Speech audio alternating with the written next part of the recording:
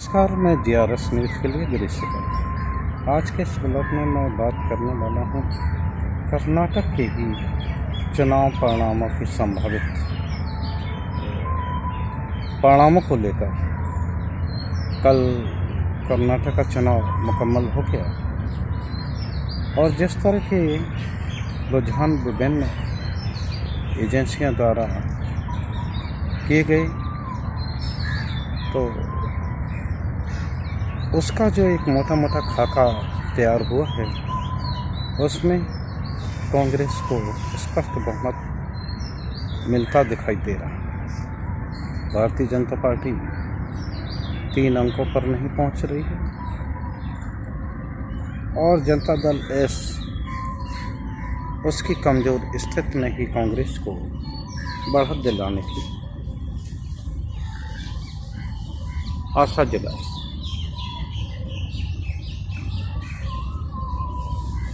ये चुनाव जैसे कि प्रधानमंत्री समेत पूरी बीजेपी ने धर्म और संप्रदाय के आधार पर बांटने का प्रयास किया था, लेकिन जो अगर आंकड़ों को अगर सही माना जाए तो उससे ये संकेत मिल रहे हैं केवल 6% लोगों ने ही बजरंगबली के नाम पर ही वोट देने का प्रयास किया है। सबसे ज़्यादा वोटिंग कर्नाटक में जिस मुद्दे को लेकर हुई है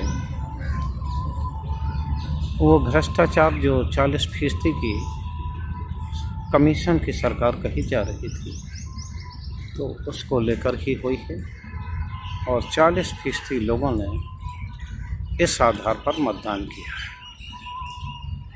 26% लोग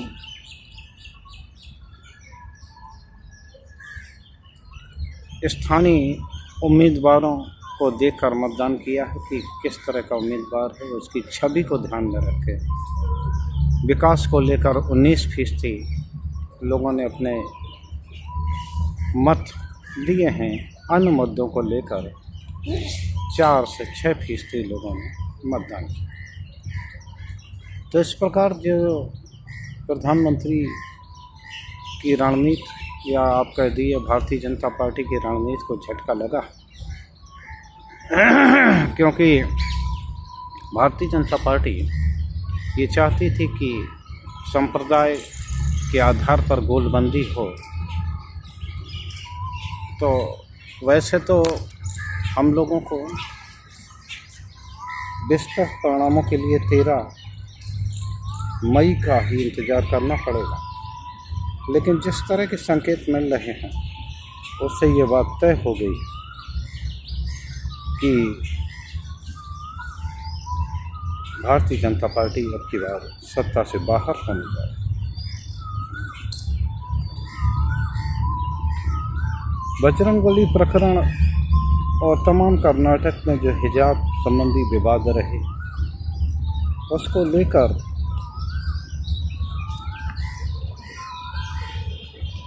मुस्लिम बिरादरी का एक मुफ्त समर्थन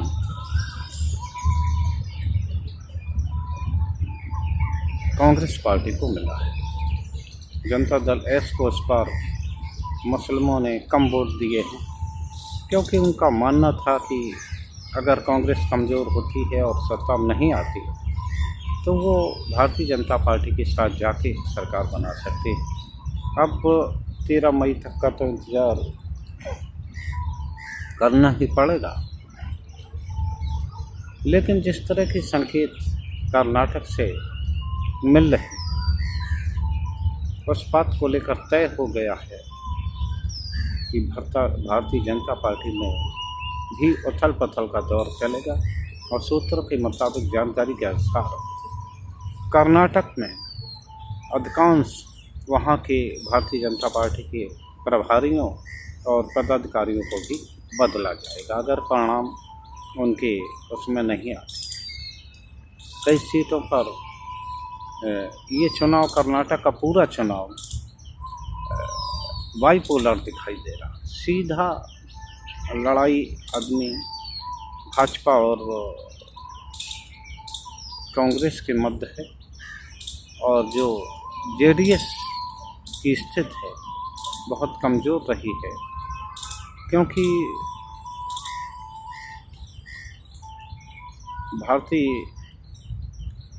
जनता पार्टी ने पिछड़े वर्गों के बहुत से वोट जेडीएस से खुद की ओर खींच लिए। अल्पसंख्यकों का अधिकांश मत कांग्रेस को मिला।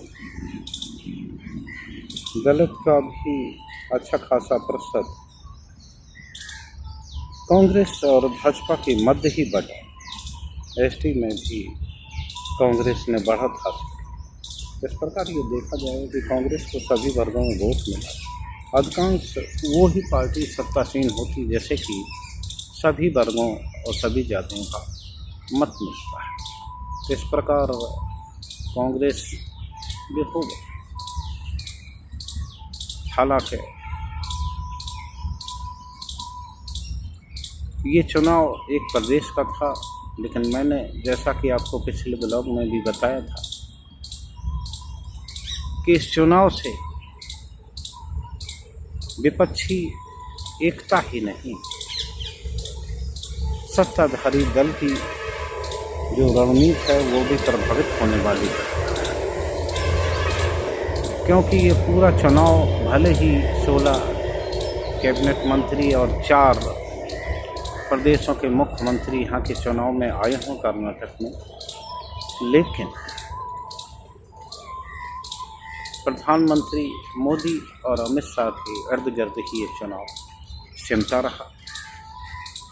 तो ये बात तय है कि विपरीत चुनाव परिणामों में निश्चित तौर पर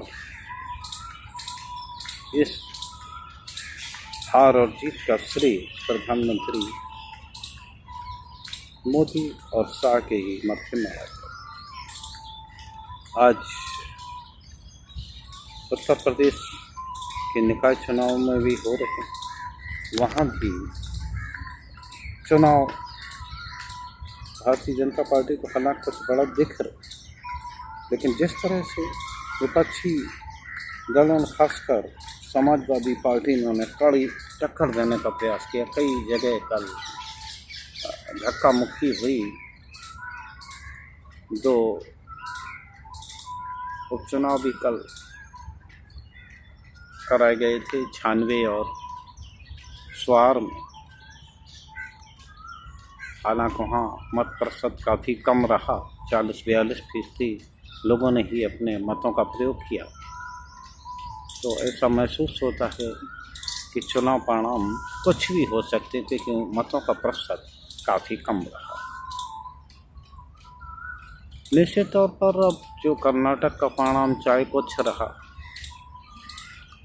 लेकिन ये विपक्षी दलों और ख़ासकर कांग्रेस को संजीवनी देने वाला होगा। अगर ये जो रुझान है वही आंकड़े अगर परिणामों में मुकम्मल होते हैं तो निश्चित तौर पर आप देखना कि ये कांग्रेस को ताकत देंगे और वो कांग्रेस ही विपक्षी दल की धुरी बनेगी।